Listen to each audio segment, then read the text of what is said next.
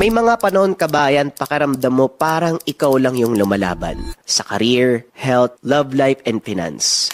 Ito ang 4 na aspeto ng buhay ng isang tao. Pero kabayan, hindi naman kailangan ganun eh. Paano kung pwede kang magkaroon ng gabay sa araw-araw na magbibigay ng swerte sa 4 na aspeto ng buhay?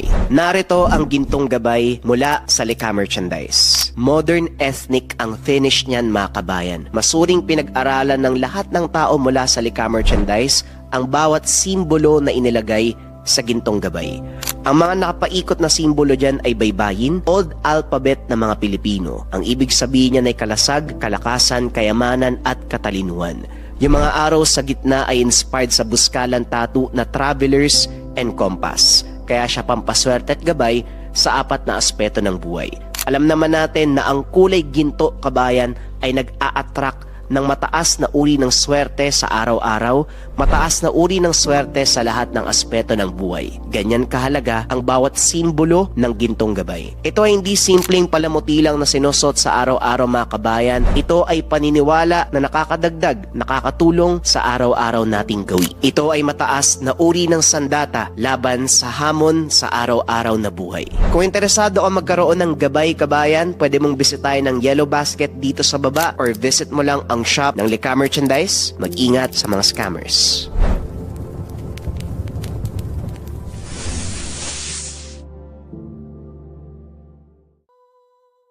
Ang kwentong ito ay hango sa totoong buhay. Mula ito sa isa nating kabayan na itago na lamang natin sa pangalang Gabriel. Walang eksaktong taon, probinsya ng Negros. Ilang beses ko nang sinabi sa'yo, huwag kang makikipag-away pero hindi ka pa rin nakikinig. Hindi ko na alam ang gagawin ko. Halos araw-araw na ginawa ng Diyos. Umuuwi ka may pasa o hindi kaya naman may bukol sa ulo. Ano ba nangyayari sa'yo? Wika ni Padre Jose. Pasensya na po kayo, Padre Jose. Hindi ko naman po kasi gustong makipag-away. Ang totoo, umiiwas na nga po ako eh. Kaso minsan, kahit anong gawin kong pag-iwas, parang sinusundan ako ng gulo. Tugon ni Gabriel. Kasi naman pinapatulan mo rin ang mga kabataang yon. Kaya natural lang na magkaroon ng kaguluhan at yan ang resulta. Pasa sa muka, bukol sa noo mo. Pero teka, may napabagsak ka naman ba? Aba syempre, oo naman, Padre. Wala nga silang binatbat sa akin eh. Lumaki sa pangalaga ng isang pare itong si Gabriel. Sanggol pa lang ng iwanan ng hindi nakilalang magulang sa pinto ng simbahan. Nakuha ito ng pare. Sinubukang hanapin ang mga magulang. Pero ilang taon nang nakalipas, walang magulang ang nagpakita upang kunin ang paslit. Hanggang sa nagpasya ang pare na ampunin ito. Pumayag ang simbahan. Hinayaan si Padre Jose na tumira kasama ang bata. Kung saan na destino si Padre Jose, kasama din sa pag-alis si Gabriel. Sa mulang edad, ipinamulat na ng pare na hindi siya ang ama ng bata. Pero para kay Gabriel, hindi na ito mahalaga. Ang alam lang ng paslit mahal siya ng pare at sapat na yun. Pinalaki sa tamang disiplina ang bata. May takot at paggalang sa Diyos. Sa edad na 12, naging sakristan na siyang naging simula ng pagbuo ng kanyang pangarap, maging isang pare. Bilib ako sa iyong bata ka. Ikaw lang ang nakilala ko na may pangarap na maging pare, pero basagulero. Hindi naman po talaga maiiwasan, Padre. Minsan kailangan din nating ipagtanggol ang sarili para hindi tayo apin ng ibang tao. May punto ka naman, pero hindi ibig sabihin gagawin natin yung dahilan para makipag-away. Wala kang mapapala kung hindi sakit ng katawan. Huwag po kayo mag-alala, Padre. Sisikapin ko pong hindi makipag-away. Pero hindi ako mangangako. Marami talaga kasing loko-loko sa paligid eh. Yung tipong wala ka nang ginagawa, ikaw pa talaga yung pagdidiskitan. Umiwas ka na lang kasi. O siya, tama na ang usapang to. Magbihis ka at isasama kita. Saan po tayo pupunta, Padre? Sa bahay ng isa sa mga taga-baryo, nakisuyo sa akin ng mga magulang na puntahan ko ang kanilang anak. Dahil parang nag-iba ang kilos, baka daw sinasapian ng demonyo. Aba, mukhang interesante nga yan, Padre ah. Teka sandali, magpapalit lang po ako ng damit. Sige na, bilisan mo na. Aantayin kita sa sasakyan. Pag-uusap ng dalawa. Nang mga panong ito, na destino sa isang malayong baryo sa probinsya ng Negros si Padre Jose. Medyo magulo ang lugar dahil sa banta ng mga rebelde. Bukod pa dito, naglipa na din sa paligid ang usap-usapan tungkol sa mga elementong kagaya ng aswang, engkanto, mambabarang at mangkukulam.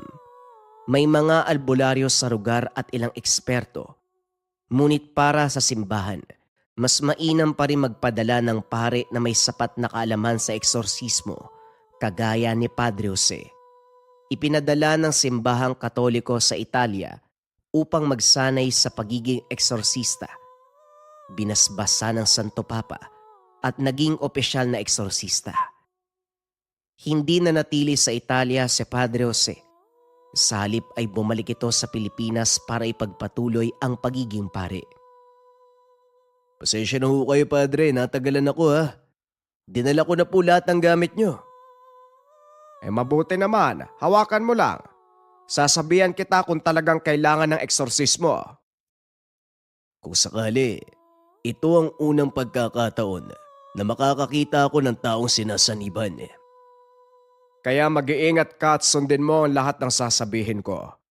Dahil maaaring sa'yo lumipat ang sanib kung sakali. Ha? Pwede pala yun, Padre. Oo, Gabriel. Biglang kinabahan si Gabriel sa sinabi ng pare, kaya hindi ito umimik.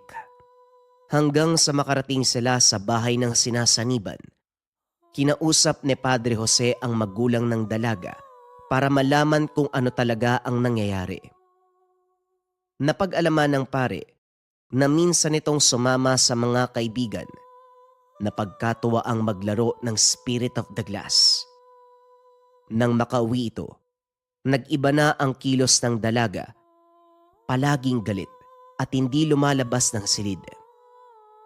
Hiniling ni Padre Jose na pumasok sa silid ng dalaga para makita ito.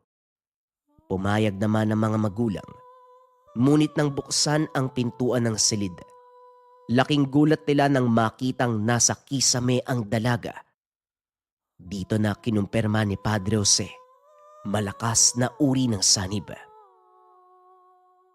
Gabriel, tatandaan mo, sa oras na simulan ko ang eksorsismo, huwag kang titingin sa mata ng pasyente.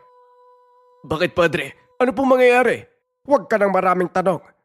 Sa ngayon, sumunod ka lang sa sasabihin ko. Mamaya ko ipapaliwanag ang lahat.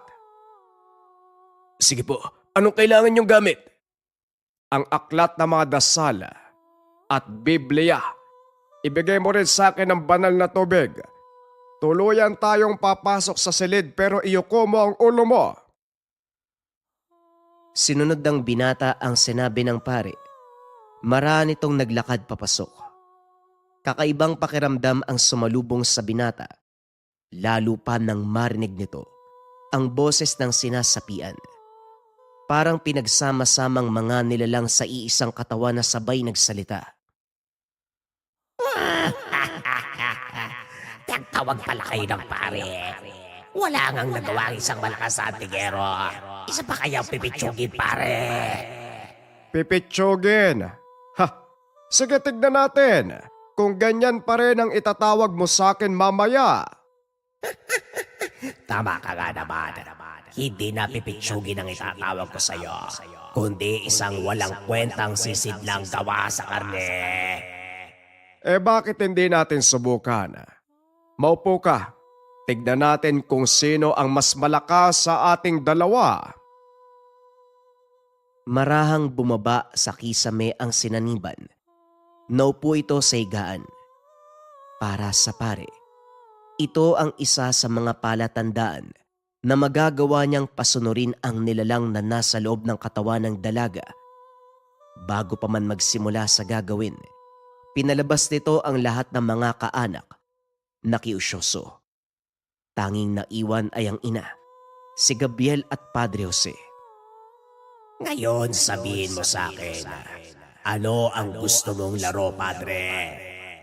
Magandang tanong. Gusto ko lang malaman kung kilala natin ang isa't isa. Magsabi ka ng mga bagay na tungkol sa akin at magsasabi din ako ng mga bagay na tungkol sa'yo. Ngumiti ang sinasaniban.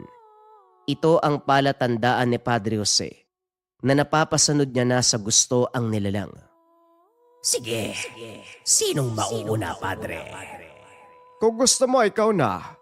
Wala namang problema sa akin. Ang kasama mo, napulot mo lang sa labas ng simbahan. Tama ka. Ituloy mo lang. Alam mo ba kung sino ang mga magulang niya?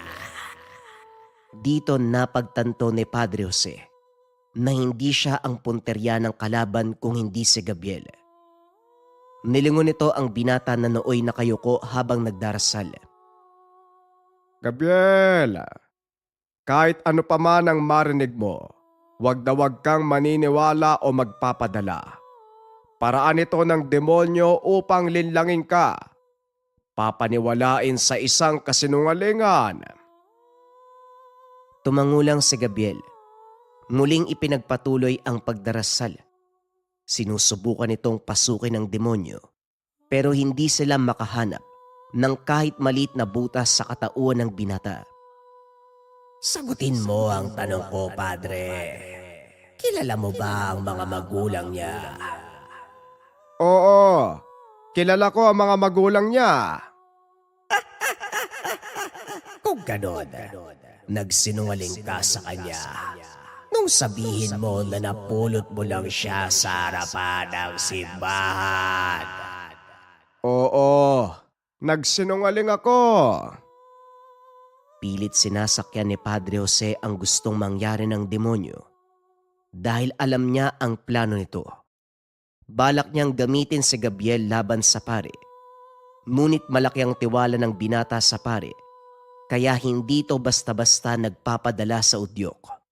Ngayon, binata, naniniwala ka pa ba sa paring ito? Ang taong kinilala mong ama, itinago ang katotohanan tungkol sa iyong pagkatao. Huwag mong isali si Gabriel dito. Tayong dalawa ang nag-uusap. Sige, kung yan ang gusto mo at sa palagay ko, pagkakataon mo na para magsabi ng mga bagay tungkol sa akin. Kung talagang kilala mo ko, magbigay ka ng isang bagay na ginawa ko sa sangkatauhan.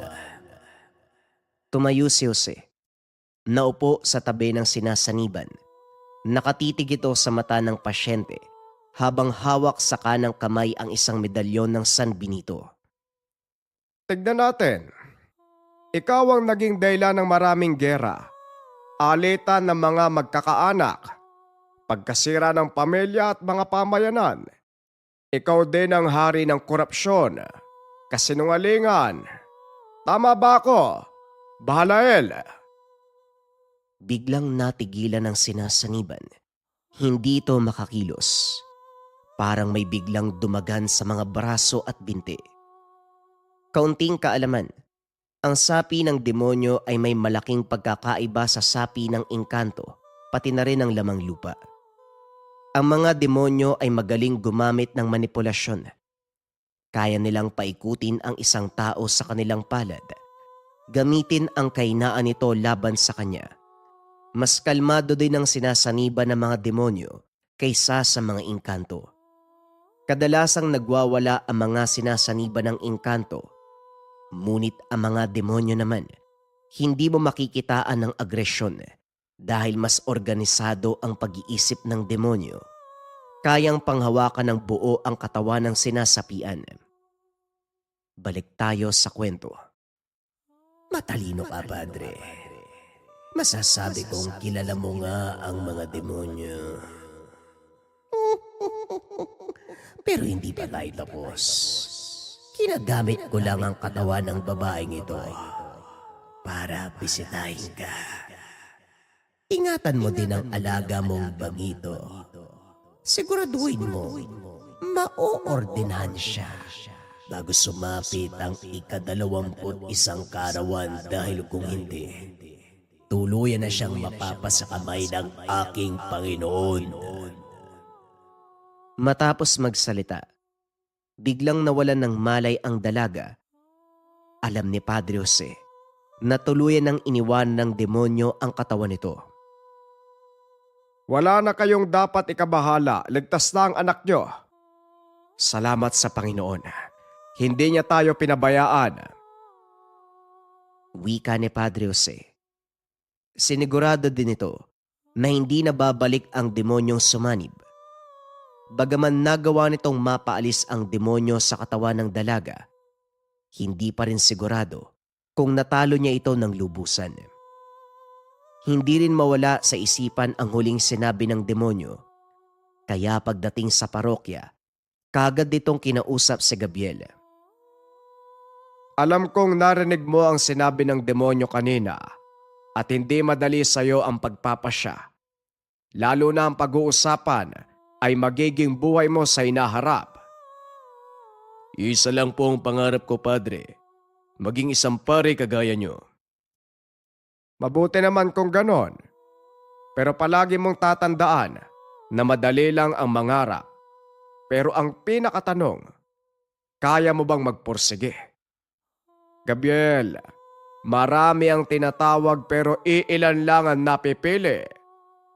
Alam ko po yan, Padre. Huwag kayong mag-alala. Buo ang loob ko at sigurado ko sa gusto kong maging balang araw. Napabuntong hininga si Padre Jose dahil alam nito kung gaano kahirap na pumasok sa seminaryo. Ay nako, sige, kung yan ang pasya mo, ihahanda natin ang mga kailangang dokumento. Ipapasok kita sa seminaryo sa lalong madaling panahon. Talaga po, Padre? Sige po. Makalipas ang ilang buwan, ipinasok na ni Padre Jose ang binata sa seminaryo.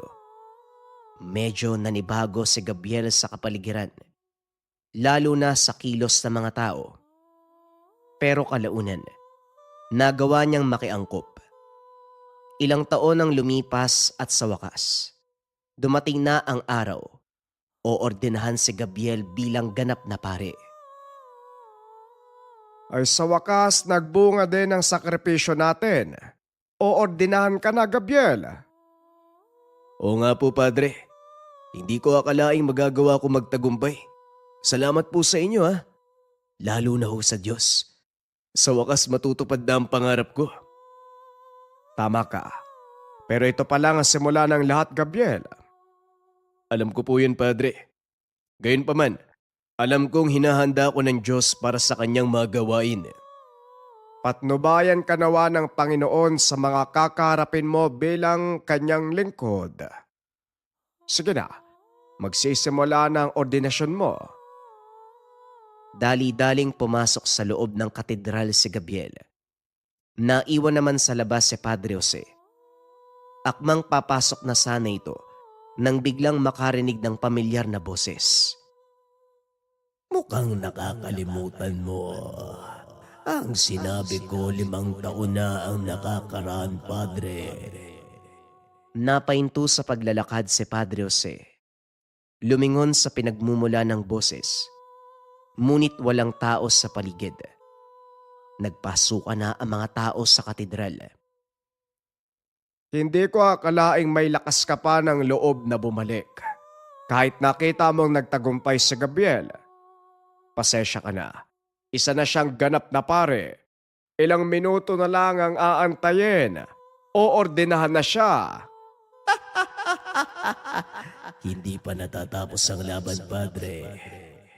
Oo, nanalo ka. Pero hindi pa ako naglalatag ng alas. Gaya ng sinabi ko, nagsisimula pa lang ang totoong laban. Hindi ka mananalo, demonyo. Alam mo yan. Tignan natin, Padre Jose. Tignan natin. Matapos magsalita, kusang naglaho ang boses. Tumuloy na sa pagpasok ang pare. Tamang-tama, dahil nagsisimula pa lang ang ordinasyon. Nawala ang pangamba sa isipan ni Padre Jose nang makita si Gabriel na nakadapa sa harapan ng arsobispo. Lalo na nang sabihin at bigyan ng titulong Padre Gabriel. Hindi matumbasan ang saya sa mukha ng binata, lalo pa nang isuot sa kanya ang obitong sumasagisag sa pagiging pare. Biglang nag-iba ang tingin ni Padre Jose kay Gabriel. Hindi na ito ang dating binatang basagolero. Isa na itong kagalang-galang na alagad ng Diyos. Binabati kita, Padre Gabriel. Sa wakas, isa ka ng ganap na pare. Wala nang makakapagbago nun. Oo nga, Padre. Pero may isang bagay pa akong gustong gawin. Ano naman yon? Gusto ko mag-aral ng eksorsismo. Nagulat si Padre Jose nang marinig ang sinabi nito. Ito ang kinakatakutan niya. Hindi malabong magkaharap sila ng demonyong nakalaban, 5 taon na ang nakakaraan. Ngunit alam din ito na hindi magagawang pigilan si Gabriel sa gustong mangyari. Pwede ka namang maglingkod bilang kura paroko. Bakit kailangan mo pang maging eksorsista? Gaya nyo. Gusto kong puksay ng mga demonyong pakalat-kalat at nanggagambala sa mga tao. Pwede mo namang gawin yon kahit hindi ka magsanay ng eksorsismo. Ang salita ng Diyos, pinapalaganap natin sa kongresyon, isang matibay na sandata laban sa mga demonyo, pasensya na, Padre Gabriel. Bakit parang nakakaasiwa pag kayo yung tumatawag sa akin yan? Masasanay ka din. O syali ka na. Nag-aantay ang maliit na salo-salo sa parokya. Naganda mga kasama natin doon para batiin ka. Ilang buwan ang nakalipas. Bumiyahe na si Gabriel papunta sa Italia upang magsanay ng pagka-eksorsista. Naging posible ito dahil na rin sa rekomendasyon ni Padre Jose. Sa loob ng ilang taong pagsasanay, nagawa din mapagtagumpayan ni Gabriel ang mga pagsubok. Naging isang ganap na eksorsista. Gaya ni Padre Jose, hindi rin ito nanatili sa Italia. Muling bumalik sa bansa upang maglingkod sa parokyang kinalakihan. At parang pinag-adya ng pagkakataon dahil ilang araw pa lang itong nakakabalik. May nakaharap na sinasaniban. Bihira ang ganitong kaso sa kanilang lugar. Kaya napakaraming tao ang nagpunta upang manood. Halos hindi makapasok sina Padre Jose at Padre Gabriel sa tahanan ng pasyente. Idagdag mo pa, ang mga kamag-anak na natataranta, sinalubong ang 2 pare. Ayon sa ina ng sinaniban, 8 tao na ang humahawak pero hindi nila ito mapigilan. May mga kadenang nakatali sa paa at kamay. Ngunit maging ang mga ito, hindi rin kayang pigilan ang pasyente. Alam ni Gabriel na hindi lang ito pangkaraniwang sanib. Malakas kung anumang nilalang na nasa loob ng katawan ng binata. Ito na ang una mong paghaharap sa aktwal na laban bilang eksorsista. Kakayanin mo ba? Kung ako lang ang tatanungin mo, mahina ang katawang tao. Pero sa tulong ng Diyos Ama, wala kong hindi kayang gawin at harapin. Mabuti kong ganon. Pero sa pagkakataong ito, ako muna ang haharap para mapag-aralan mo ang kilos ng nakasanib. Tumango si Gabriel. Hinayaan ito na maunang pumasok si Padre Jose. Nang maramdaman ng sanib ang presensya ng pare, bigla itong huminahon. Naupo at tumingin kay Gabriel. Binabati kita. Matagumpay ka sa pagiging pare. At sa wakas, naganap na din ang pinakamatagal kong inaantay. Kilala mo ko? Kilalang kilala kita mula ulo hanggang pa. Kilala ko din ang mga magulang mo. Ang iyong ama ay isang pusakal at tiwaling pulis. Ang iyong ina ay bayarang babae. Mga kaluluwang ninanamnam ngayon ang kaparusahan sa impyerno. Pilit nitong pinapasok ang isipan ni Gabriel. Huwag kang magpapadala sa udyok ng demonyong yan, Gabriel. Tandaan mo, isa kang alagad ng Diyos. Inordinahan, kinilala sa Batikano bilang isa sa kanyang mga eksorsista. Wika ni Padre Jose. Tumingin sa kanya si Gabriel. Tumango ng marahan. Alam ni Padre Jose na nakuha nito ang gusto niyang iparating. Kung totoo man ang sinabi mo, bakit hindi mo sabihin sa akin kung bakit ako iniwan ng aking ina? Iisa lang ang dahilan. Hindi ka ginusto ng nanay mong mabuo. Isa kang pagkakamali. Ngunit bibigyan kita ng pagkakataon. Iwanan mo ang iyong Panginoon at maging tagasunod ko. Huwag na huwag mong susubukan ng Diyos na inyong Panginoon, Diablo. Masyado namang mataas ang tingin mo sa sarili, Bagitong pare. Wala ka pang karanasan at siguradong hindi mo ko kayang talunin. Hindi ako nakarating sa ganitong antas kung hindi ko kayang talunin ng demonyong kagaya mo. Kinuha ni Gabriel sa bulsa ang isang medalyon. Kombinasyon ng 3 makapangyarihang simbolo. Sator, medalyon ng San Benito, selyo ni Solomon. Makapangyarihang gamit na pinag-isa. Nagulat si Padre Jose nang makita ang hawak ng binata. Sang galing ang medalyon na yan? Iilang eksorsista lang ang nagmamay-ari ng ganyang medalyon. Isa lang ang kilala ko. Ang Italianong pare na mismo ang Santo Papa ang humirang. Tama ka, Padre Jose. Sa kanya nga nang galing ang medalyong ito. Nagkataong siya nagturo sa akin at siguradong kilala mo din siya. Wika ni Gabriel habang nakatingin sa sinasaniban. Nakita nito, biglang nag-iba ang reaksyon sa mukha ng pasyente. Ano ginagawa mo? Ilayo mo sa akin ang medalyon na yan. Anong kinakatakot mo?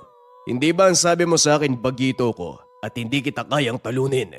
Huwag mong ilapit sa akin ang medalyon na yan. O sige, pero sagutin mo ang tanong ko. Anong ginagawa mo sa katawan ng taong to at anong pakay mo sa kanya? Ginagamit ko lang. Wala akong ibang pakay. Demonyo ka nga talaga. Sinungaling. Iwanan mo ang katawan ng taong ito at wag na wag ka nang babalik pa. Inuutusan ako. Wala ka sa lugar para gawin yon. Wala sa lugar. Pwes, inuutusan kita, Bahalael. Lisanin mo ang katawang taong ito sa ngalan ni Jesus. Napasigaw ang sanib. Lalo pa nang ilapit ni Gabriel sa kanya ang hawak na medalyon. Idinikit niya ito sa noon ng pasyente. Nangisay ang katawan. Dito na inusal ni Gabriel ang orasyon ni San Miguel upang tuluyang mapatay ang demonyo. Matapos ay biglang nawalan ng malay ang binata. Unti-unting bumalik sa dati ang itsura. Naging maaliwalas ang paligid. Nawala ang mabigat na aura na bumabalot sa lugar. Nagtagumpay ka, Gabriel. Nagawa mong patayin ang demonyo. Hindi, Padre. Alam nating hindi sila namamatay. Muli din isisilang ang isang yan. Lalo pat isa siya sa 6 na pangunahing anak ni Satanas. Kung sabagay tama ka, pero kahit papano, may kakatakutan na ang mga kagaya niya dahil nandito ka. Sa Diyos po ang papuri, Padre. Maaari bang ikaw na magbasbas sa binatang ito bago tayo malis? Dahil sa nangyari, nakilala si Gabriel at ang kanyang mga gawain. Umiikot ito sa buong bansa. Kung minsan, ipinapatawag pa sa ibang bahagi ng mundo upang magsagawa ng eksorsismo sa paglilinis ng mga tahanan maging establishmento. Naging sikat ang pangalan ni Gabriel at ang mga gawain nito. Hindi inakala ni Padre Jose na ang inampong pastit magiging isa sa pinakatanyag na pari sa bansa. Isang pari na nagtatangan ng kombinasyon ng mga medalyon. Medalyon ng Sator, medalyon ng San Benito, at ang selyo ni Haring Solomon.